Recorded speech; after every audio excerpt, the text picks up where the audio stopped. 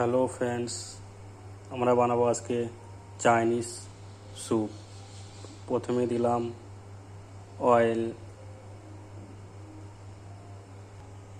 তারপর দেবো কুচি করা রসুন।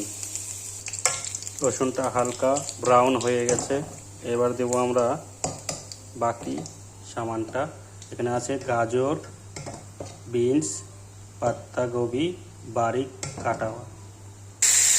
এবার আমরা দিয়ে দেবো এই সবজিটা, দিয়ে একটু ব্রাউন করবো, হালকা ভেজে নিয়েছি। এবার জলটা দিয়ে দেবো।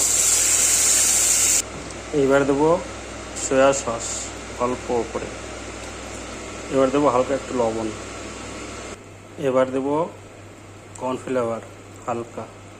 আমাদের স্যুপ রেডি।